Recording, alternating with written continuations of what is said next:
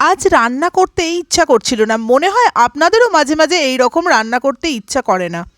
কি খাওয়া যায় ভাবতে ভাবতে দেখলাম সবজি আছে ব্রকলি, গাজর, আলু, পেঁপে, শিম, উচ্ছে।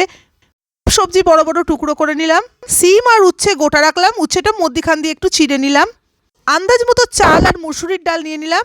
সব একসাথে ধুয়ে বসিয়ে দিলাম আন্দাজ মতো জল দিয়ে। হাফ সেদ্ধ হওয়ার পর ব্রকলি আর শিমটা দিলাম, দিয়ে নেড়ে আন্দাজ মতো নুন দিয়ে দিলাম। এবার ঢাকা দিয়ে হতে দেবো আর মাঝে মাঝে নেড়ে নেব।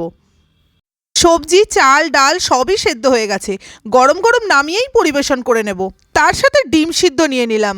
গরম ফেনা ভাতের সাথে তো ঘি লাগবেই, তার সাথে একটু অমলেট করে নিলাম।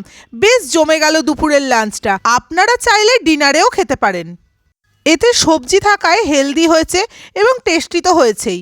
ভিডিওটা ভালো লাগলে like, comment, share and subscribe করে বেল আইকন প্রেস করে সঙ্গে থাকবেন।